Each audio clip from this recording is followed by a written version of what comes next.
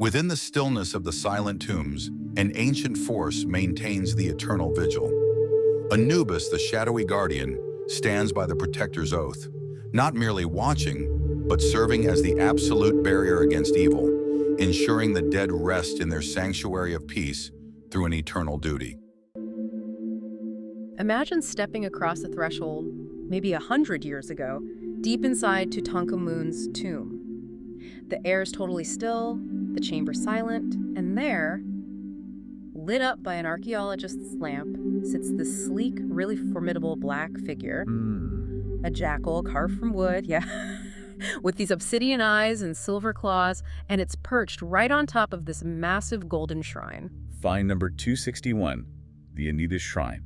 Just perfectly placed. As sentinel, placed deliberately at the entrance to the treasury room, and it's facing west, the direction of the Egyptian afterlife. Yeah, it's an object that's designed to stop you in your tracks. I mean, literally and symbolically. The shrine itself, JE 61444, it's trapezoidal. It actually mimics the shape of a big temple gateway. Oh, interesting. And that's not by chance, it perfectly frames Anubis as the gatekeeper. It marks that really critical point where the king's earthly stuff, his wealth ended, and his eternal journey began. Okay, so this single artifact, it gives us the perfect jumping off point for our mission today. We're doing a deep dive into the ancient Egyptian idea of guidance. Right. They called this necessary direction SML, or sometimes SSM. We're going to trace this whole idea from this one golden sentinel right up to the kind of vast cosmology of divine protection and judgment that governed, well, eternity. And guidance, it wasn't just a nice to have in ancient Egypt. It was pretty much the mechanism of existence. It was really tightly bound to cosmic order, to Marat. So without a guide, you fail. In life, you fail. And in death, you basically cease to exist. So this specialization is key, which brings us to our initial question for you, listening in. Why did the Egyptians feel they needed so many different kinds of guides? And what does this shifting role, from a jackal god to maybe a local deified man, tell us about the kind of specialization needed for navigating the afterlife? So let's focus back on that sentinel for a moment. This shrine, it was found behind the unwalled entrance, wasn't it? Leading from the burial chamber into that storeroom Carter called the treasury. That's right. And the level of detail is just astounding. Tell us about it. Well, look at the jackal itself. It's lying down, recumbent, fixed to the roof. It's wood, but completely covered in this very distinct, rich black paint. And that's important, the black. Oh, hugely. Yeah. This isn't the color of a real desert jackal, sandy brown. Yeah. This black is symbolic. It connects the god to the fertile, regenerative Black Nile, silt the source of life, rebirth, and also to the color of embalmed flesh. Ah, okay. So Anubis is literally linking the physical process of mummification directly to the promise of resurrection. Wow. And even the metals they used, they hint at his status, right? We hear about the calcite and obsidian eyes, sure, but the sources point out the claws are silver. Why silver? Right. Silver was often associated with the bones of the gods. Gold was their flesh, eternally shining. But silver, their bones, symbolize permanence, incorruptibility. Okay. So putting silver claws on this guardian figure, they're basically infusing it with eternal, divine stability. He's not just a statue, he's like an incorruptible piece of the divine realm, ready to defend the king. And his placement, too, was designed for defense, you said. The shrine's mounted on a kind of sled-shaped base, a palanquin with carrying poles. Exactly, which suggests it was probably used in the funeral procession first, carried along, and then deliberately put right there as a permanent guard. A threshold guardian. Precisely. And to really cement his protective power right there at that threshold, Carter found something critical. The fifth magic brick found in the tomb. It was placed directly in front of the Anubis shrine. Magic bricks. Yeah, these unfired clay bricks inscribed with really potent localized protective spells. And this is the specific detail that really fueled the whole media frenzy, right? The quote that kind of burst the whole curse of the pharaohs thing. That's the one. The text on that brick was a very specific piece of defensive magic. It declared something like, "It is I who hinder the sand from choking the secret chamber, and who repel that one who would repel him with the desert flame." Yeah, it continues. "I have set aflame the desert. I have caused the path to be mistaken. I am for the protection of the deceased."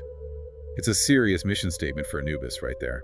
But that protective declaration, it probably made Anubis sound like some kind of vengeful demon to people back then, which I guess brings us to the biggest misconception we need to clear up. When modern Western folks hear jackal-headed god of death, they often jump to, well, malicious intent, evil. Absolutely. They conflate Anubis with much later, non-Egyptian ideas of evil or darkness like Satan or something. But the ancient sources, they're crystal clear. Anubis was orderly, he was dutiful, a protective guardian of souls. Okay, so who was the bad guy then? The true embodiment of chaos and evil in their system was Set, the god of disorder, storms, the desert. He was the one who reveled in death and bloodshed. Set was the one who famously murdered and mutilated his own brother, Osiris. Right, that distinction is so important. Anubis wasn't the destroyer. He was the one who, out of duty, stepped in to embalm Osiris, protect his scattered body parts. Exactly. He was the protector, almost like the divine physician in that story. And wasn't there that story about Anubis getting back at Set? Yes. Tell us that one. It highlights the contrast perfectly. Well, the story goes that Set disguised himself as a leopard to hide after the murder, but Anubis hunted him down.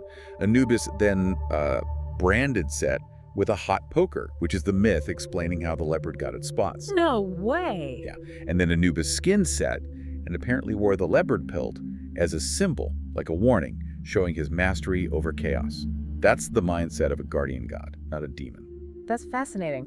Okay, so thinking about the afterlife hierarchy then, we know that way back in the Old Kingdom, Anubis was basically the top dog, the chief god of the dead.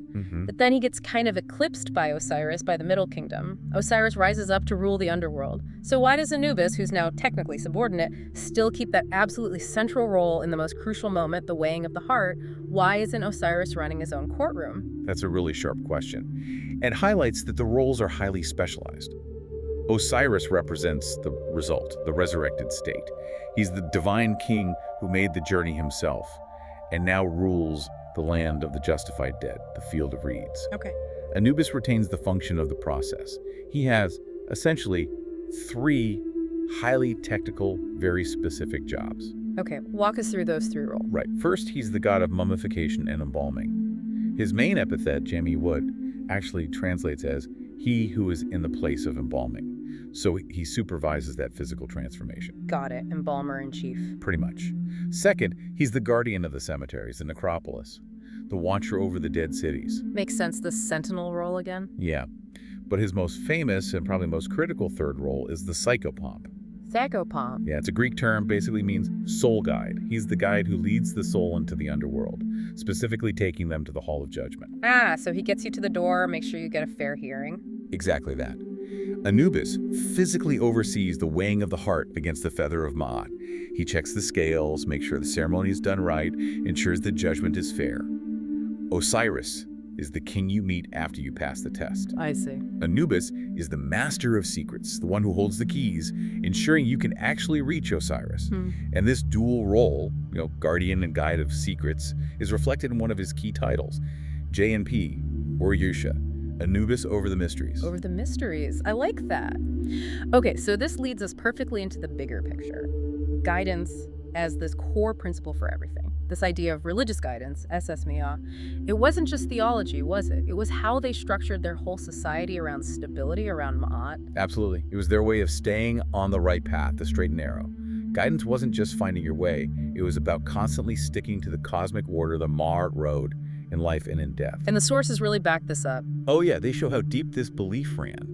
There's even that fundamental phrase, NTR while angst WXRS SSMF, which means something like, soul God under whose guidance one lives. Guidance was the actual mechanism for maintaining stability in this world. And then when it came to the journey after death, that guidance became incredibly literal. We moved from abstract ideas to actual, guidebooks. Exactly. The funerary texts are basically the soul's instruction manual. They tell the soul aspect how to navigate the terrifying underworld, the duat, with all its demons and gates, and hopefully emerge successfully as an Ak, a transfigured, effective spirit. Sounds like a lot of required reading for the afterlife, more than I had in grad school, maybe. Well, it probably felt like it. Ah. And the texts themselves evolved over thousands of years. You start with the pyramid text, right? The oldest religious text we know, mainly for the king. Yeah. Very complex. Then you get a kind of democratization of the afterlife with the coffin texts in the Middle Kingdom. Those spells become available for non-royals painted inside their coffins. And finally, you get the big one, the highly personalized collection of spells we call the Book of the Dead. And these weren't just lists of spells, were they? Some were actual maps. Yes. The Book of Two Ways, which you often find as part of the coffin texts, literally contained drawn maps of the netherworld. It showed the safe paths and the dangerous roads the soul needed to avoid, like an afterlife sat-nav. Amazing. And then in the New Kingdom royal tombs, you see even more elaborate guidebooks. Things like the Amduat, which details the sun god's journey through the 12 hours of the night, or the Book of Gates. These are like detailed schedules and roadmaps for getting through the darkest parts of existence. So besides the written instructions, they also relied on visual symbols, other guides. Oh, definitely. You see the Eye of Horus everywhere, the wedge-at eye. That was thought to guide and protect the king in the afterlife. Yeah. And you also see the SSMT, which means the guiding serpent, usually shown as the Uraeus cobra on the deceased's forehead. It wasn't just for protection, it was meant to actively guide the dead person and like burn away obstacles in their path. A fiery guide. Yeah. Even the Bennu bird, which is kind of their phoenix equivalent, acts as a guide for the gods into the netherworld. It symbolized rebirth, sure, but also direction, trajectory. It really seems like this need for a guide is just fundamental, isn't it? Especially when facing the ultimate unknown. But we've talked about gods, symbols. Did this guiding figure ever become, I don't know, more localized, maybe even more human? It absolutely did. And that marks a really fascinating shift, especially when you get into the Greco-Roman period. We're talking roughly 5th century BC to maybe the 3rd century AD. You see this strong blending syncretism in places like El Salamuni up in Upper Egypt. Hellenistic Greek culture mixing with traditional Egyptian beliefs. So who is guiding the soul in this new kind of blended world? Did Anubis get pushed out? No, the core team was still there. Judgment scenes in tombs from El Salamuni still showed the usual suspects. Anubis, Mot, sometimes Hathor or Amentet, introduced the deceased to the court of Osiris or Sokar Osiris. Okay. In fact, El Salamuni tombs have this really unique feature. These black silhouettes appear in the judgment scenes. Sometimes they seem helpful, like acting as counterweights on the scale, but sometimes they look more sinister, like tortured victims. It adds a very specific, local flavor to the whole judgment process. But you mentioned someone, a guide who represented this shift towards the local, maybe the human. Ah, yes. We need to talk about Heriodes. He was actually a deified human. His name comes from Horus, meaning Horus is healthy. Herios was special because he was a local man who, for whatever reason, achieved divinity after his death, and his cult became really important in that specific area. People saw him as a tangible helper, a deliverer. So did he take over Anubis's job then? Did Heriodes stand there at the big scale during the judgment? And this is the crucial difference. It perfectly shows that specialization we talked about earlier. Anubis and the major gods, they still handle the official judgment, the passing of the cosmic test. Heriodes, though, he appears exclusively as the psychopomp, the guide, but only in the procession scenes. Procession scenes. Yeah, the scenes showing the deceased being led towards Osiris. Heriodes is depicted literally holding the deceased's hand, often at the back of the line of gods who are offering prayers.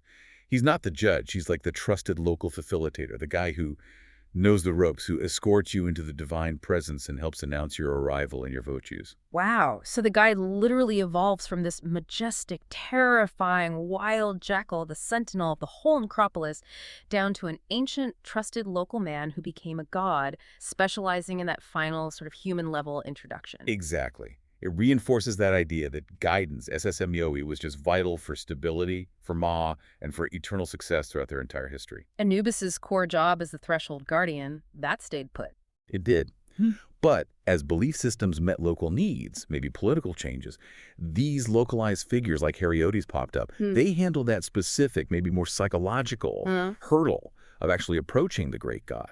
Seems the Egyptians needed both, the supreme ancient authority and the familiar local helper. So we've seen the guide evolve from an ancient, wild, desert jackal god to an abstract cosmic principle like Malata, all the way to a humanized, locally worshipped figure like Heriodes.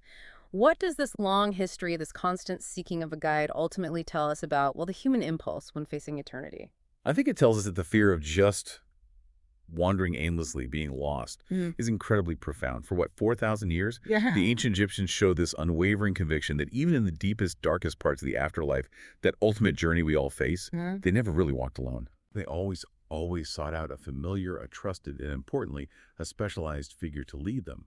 And maybe that deep, eternal need for a trusted guide, especially when facing the great unknown, is perhaps the most enduring and, well, profoundly human impulse of all.